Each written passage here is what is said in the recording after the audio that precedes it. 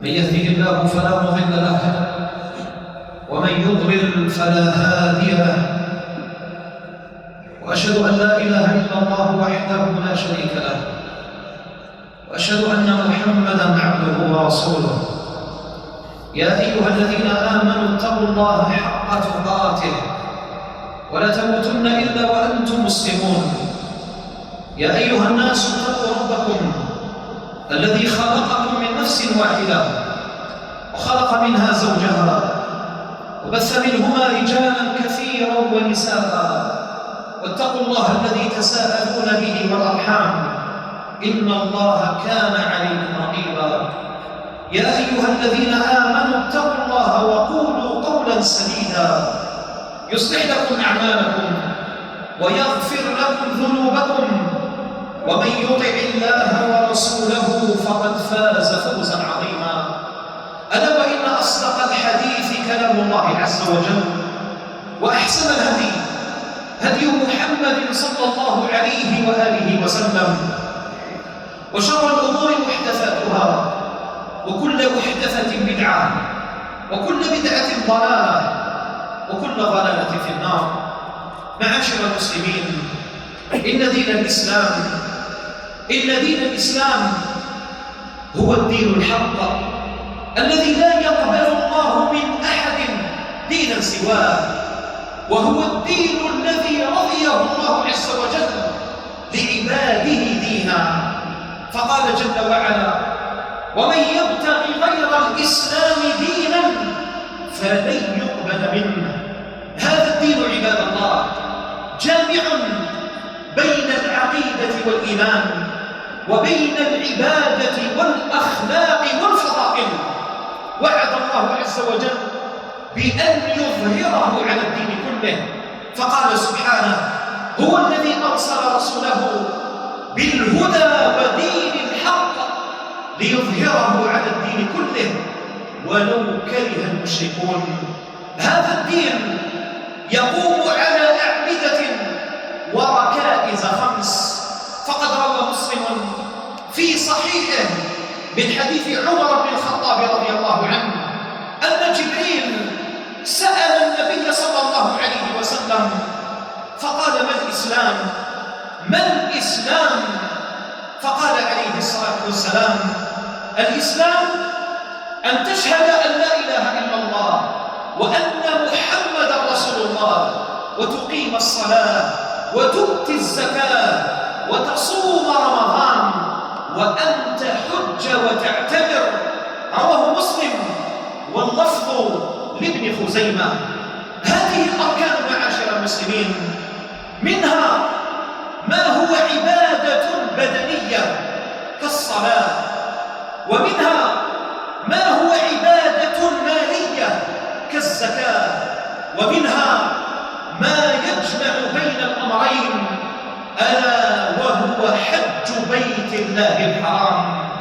الحج عباد الله هو عبادة عظيمة، وهو ركن من أركان الإسلام يعيش فيه المسلم أزمنة ثمينة في الذكر والدعاء والإخلاص والتضرع لله عز وجل، حيث تسمو روح المسلم إلى عالم من الصفاء والطهر يعود فيها المسلم بعد هذه الرحلة القدسية بكنز ثمين ألا وهو مغفرة الذنوب.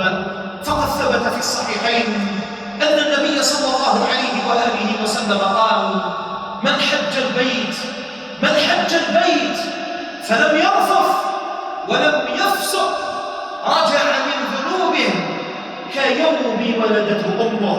وفي رواية للترمذي: من حج فلم يرفث ولم يفسق غفر له ما تقدم من ذنبه. الحج عباد الله، الحج مؤتمر عالمي يجتمع فيه أهل الإيمان من شتى أصقاع العالم تلبية لدعوة إبراهيم عليه السلام. فإن الله عز وجل أمر إبراهيم الخليل أن ينادي في الناس بالحج، فقال: وأذن في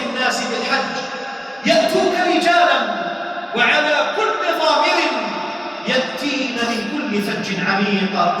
فمنذ نداء إبراهيم عليه السلام وإلى يومنا هذا والمسلمون يتعاقبون على بيت الله الحرام للطواف به تعظيما وتشريفا. الحج عباد الله واجب على كل مسلم بالغ عاقل قادر يملك الزاد والراحلة، ويشترط في المرأة أن يكون معها محرم لقوله صلى الله عليه وسلم: لا يحل لامرأة تؤمن بالله واليوم الآخر أن تسافر فوق 3 إلا مع ذي محرم. والصبي المميز يجوز له أن يحج بيت الله الحرام، ولكن ذلك لا يجزئه عن حجة الإسلام، بل لا بد أن يعيد الحج إذا وصل درجة البلوغ. فقد روى مسلم في صحيحه من حديث عبد الله بن عباس رضي الله عنهما أن امرأة رفعت صبيا إلى النبي صلى الله عليه وسلم فقالت: يا رسول الله، يا رسول الله، ألي هذا حج؟ فقال عليه الصلاة والسلام: نعم ولك أجر. الحج عباد الله واجب على كل مسلم مرة في العمر. فقد أخرج البخاري ومسلم عن أبي هريرة رضي الله عنه قال: خطبنا رسول الله صلى الله عليه وسلم فقال: يا أيها الناس، يا أيها الناس، إن الله فرض عليكم الحج فحجوا. فقام رجل فقال: يا رسول الله، أفي كل عام؟ فسكت صلى الله عليه وسلم فأعادها عليه 3. فقال عليه الصلاة والسلام: لو قلت نعم لوجبت ولما استطعتم، ذروني ما تركتكم، فإنما أهلك من كان قبلكم كثرة سؤالهم واختلافهم على أنبيائهم، فما نهيتكم عنهم فاجتنبوه، وما أمرتكم به فأتوا منه ما استطعتم. الحج عباد الله واجب على الفور لا على التراخي. لا ما يفعله المسلمون في زماننا، يؤخرون الحج إلى وقت الكبر. وما يدرك أيها المسلم، ما يدرك أنك ستعيش غدا، ما يدريك لعلك تمرض، ما يدريك لعل الشواغل تهجم عليك. لهذا جاءت نصوص كثيرة تحث على التعجيل بالحج. فقد روى الإمام أحمد في مسنده من حديث الفضل رضي الله عنه أن النبي صلى الله عليه وآله وسلم قال: من أراد الحج فليعجل، فإنه قد يمرض المريض وتضل الضالة وتعرض الحاجة. وفي رواية في مسند الإمام أحمد أن النبي صلى الله عليه وسلم قال: تعجلوا بالحج فإن أحدكم لا يدري ما يعرض له. ويجب عباد الله، ويجب على المسلم الموسر الذي فتح الله عليه في المال أن لا يترك حج بيت الله الحرام في كل 5 سنوات. فمن ملك مالا ومرت عليه 5 سنوات ولم يحج بيت الله الحرام فهو من المحرومين. فقد روى ابن حبان في صحيحه والبيهقي في سننه بسند حسن عن أبي سعيد الخدري رضي الله عنه قال: قال رسول الله صلى الله عليه وسلم: قال الله تعالى: إن عبدا أصححت له جسمه ووسعت له في المعيشة لا يفد علي في كل 5 مرة لمحروم. معاشر المسلمين، إن لحج بيت الله الحرام فضائل عظيمة. فمن فضائل حج بيت الله الحرام أن يشهد المسلم منافع الحج. فقد جعل الله عز وجل في الحج منافع دينية ودنيوية. قال جل وعلا: وأذن في الناس بالحج يأتوك رجالا وعلى كل ضامر يأتين من كل فج عميق ليشهدوا منافع لهم. فمن منافع الحج عباد الله، فمن منافع الحج عباد الله أن يقيم المسلم عقيدة التوحيد وأن يتبرأ من الشرك والمشركين. فالحج من أعظم مقاصده إقامة توحيد الله عز وجل. قال جل وعلا: وطهر بيتي للطائفين والعاكفين والركع السجود. وروى البخاري في صحيحه من حديث أبي هريرة رضي الله عنه أن النبي صلى الله عليه وسلم أمر أبا بكر على الحج للناس في السنة 9، وأمره أن ينادي في الناس ألا يحج بعد هذا العام مشرك وألا يطوف بالبيت عريان. ولقد أظهر النبي صلى الله عليه وسلم معالم التوحيد في حجة الوداع المعروفة. فلما أهل بالحج قال في إهلاله: اللهم هذه حجة لا رياء فيها ولا سمعة. وكان المشركون يشركون بالله في تلبيتهم، فكانوا يقولون: لبيك اللهم لبيك، لبيك لا شريك لك إلا شريكا تملكه وما ملك. فخالفهم رسول الله صلى الله عليه وسلم فأخلص لله التلبية فقال: لبيك اللهم لبيك، لبيك لا شريك لك لبيك، إن الحمد والنعمة لك والملك لا شريك لك. ولما طاف النبي صلى الله عليه وسلم بالبيت 7 يمم وجهه تلقاء مقام إبراهيم وصلى فيه ركعتين جهر فيهما بالتوحيد، فقرأ في الركعة الأولى: قل يا أيها الكافرون، وفي الركعة الثانية: قل هو الله أحد، إعلاما بمخالفته للمشركين.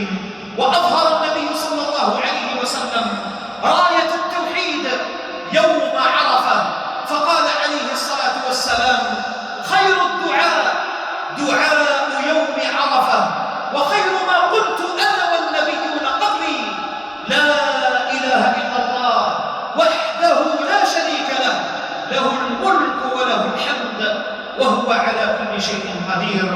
ومن منافع الحج عباد الله، ومن منافع الحج أنه من أعظم أسباب الغنى، وهو من أكبر أسباب رفع الدرجات وإقام العثرات. فقد روى الترمذي في جامعه من حديث عبد الله بن مسعود رضي الله عنه قال: قال رسول الله صلى الله عليه وسلم: تابعوا بين الحج والعمرة، تابعوا بين الحج والعمرة، فإنهما ينفيان الفقر والذنوب عن صاحبهما كما ينفي الكير خبث الحديد والذهب والفضة، وليس للحجة المبرورة إلا الجنة. ومن منافع الحج عباد الله، ومن منافع الحج أن يتذكر المسلم بذلك الاجتماع العظيم نعمة الله عز وجل على أهل الإسلام، كيف كانوا يعيشون في الجاهلية في حروب طاحنة لا أول لها ولا أخير، فجمعهم الإسلام تحت راية واحدة مع اختلاف بلدانهم وتباين ألسنتهم وأشكالهم. لو أنفقت ما في الأرض جميعا ما ألفت بين قلوبهم، ولكن الله ألف بينهم. واذكروا نعمة الله عليكم إذ كنتم أعداء فألف بين قلوبكم.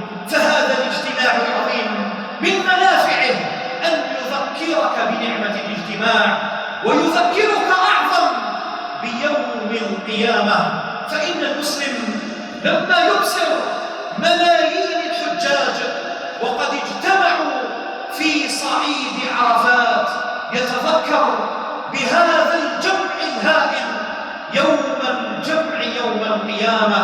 قال سبحانه وتعالى: يوم يجمعكم ليوم الجمع ذلك يوم التغابن. أقول ما تسمعون وأستغفر الله لي ولكم ولسائر المسلمين من كل ذنب وخطيئة فاستغفروه إنه هو الغفور الرحيم.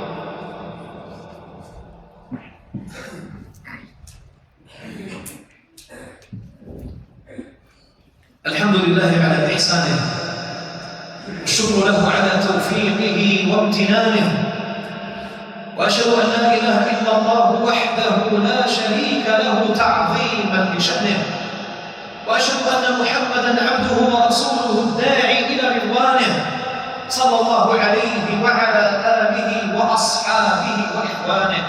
معاشر المسلمين، من فضائل حج بيت الله الحرام أنه من أفضل الأعمال عند الله عز وجل بعد الإيمان وبعد الجهاد. فقد روى البخاري ومسلم من حديث أبي هريرة رضي الله عنه أن النبي صلى الله عليه وسلم سئل عن أفضل الأعمال فقيل أو فقال: إيمان بالله ورسوله. ثم قيل: يا رسول الله ثم أي؟ قال: جهاد في سبيله. ثم قيل: يا رسول الله ثم أي؟ قال: حج مبرور. وروى البخاري في صحيحه من حديث عائشة رضي الله عنها قالت: يا رسول الله ألا نغزو ونجاهد معكم؟ ألا نغزو ونجاهد معكم؟ فقال عليه الصلاة والسلام: لكنا أحسن الجهاد وأجمله الحج، حج مبرور. قالت عائشة رضي الله عنها: فلا أدع الحج منذ سمعت ذلك من رسول الله صلى الله عليه وسلم. وأخرج البخاري ومسلم في صحيحيهما من حديث عمرو بن العاص رضي الله عنه قال: لما وقر الإسلام في قلبي جئت إلى النبي عليه الصلاة والسلام أبايعه على الإسلام، فقلت: يا رسول الله أبسط يدك أبايعك. قال: فبسط يده. قال: فمسكت يدي. فقال النبي صلى الله عليه وسلم: ما لك يا عمرو؟ أي ما بك؟ فقلت: يا رسول الله إني أريد أن أشترك، أي أن أشترك على إسلامي. فقال رسول الله صلى الله عليه وسلم: وماذا تشترك؟ فقال عمرو: أن يغفر الله لي. فقال عليه الصلاة والسلام: أوما علمت يا عمرو، أوما علمت يا عمرو أن الإسلام يهدم ما قبله، وأن الهجرة تهدم ما قبلها، وأن الحج يهدم ما قبله. معاشر المسلمين، إن الحج الذي يغفر الله عز وجل فيه الذنوب هو الحج المبرور. والحج المبرور له علامة أثناء الحج وله علامة بعد الحج. فمن علامات الحج المبرور أثناء الحج أن تكون حجة المسلم لوجه الله عز وجل، لا يبتغي بحجته لا كبرا ولا عجبا ولا رياء ولا سمعة. فقد كان النبي صلى الله عليه وسلم إذا أهل بالحج يقول: اللهم هذه حجة لا رياء فيها ولا سمعة. ومن علامات الحج المبرور أثناء الحج كذلك أن يكون حج المسلم موافقا لهدي النبي صلى الله عليه وسلم، فلا يأتي الحاج في حجته بالبدع والمحدثات. فقد قال صلى الله عليه وسلم: خذوا عني مناسككم لعلي لا ألقاكم بعد عامي هذا. ومن علامات الحج المبرور كذلك أن يجتنب المسلم أثناء حجه الجدال والرفث والفسوق. قال الله عز وجل: فمن فرض فيهن الحج فلا رفث ولا فسوق ولا جدال في الحج. والرفث قال السلف هو اسم جامع لكل ما يريده الرجل من امرأته، فيدخل في الرفث الكلام الفاحش والسب والشتم وما يكون بين الرجل حول الجماع، فإن هذا ينبغي للحاج أن يجتنبه. وأما الفسوق فهو الجدال بالباطل، ويدخل في ذلك الشرك بالله، فإن الله عز وجل سمى الشرك فسقا، فقال جل وعلا: أو فسقا أهل لغير الله به. ويدخل في الفسق كذلك التنابز بالألقاب، قال جل وعلا: بئس الاسم الفسوق بعد الإيمان. ويدخل في الفسوق كذلك سباب المسلم وشتمه، كما قال عليه الصلاة والسلام: سباب المسلم فسق وقتاله كفر. فينبغي للحاج أن يجتنب هذه الأخلاق السيئة.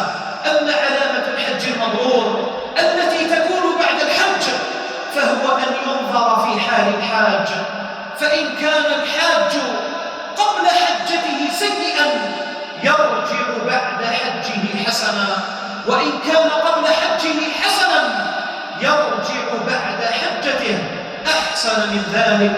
وللحج عباد الله أسرار عظيمة سنتحدث عنها في الخطبة القادمة بإذن الله. ونسأل الله عز وجل بأسمائه الحسنى وصفاته العلى أن يرزقنا علما نافعا وعملا صالحا ورزقا طيبا وعملا متقبلا. اللهم آت نفوسنا تقواها، زكها أنت خير من زكاها، أنت وليها ومولاها. اللهم آت نفوسنا تقواها، زكها أنت خير من زكاها، أنت وليها ومولاها.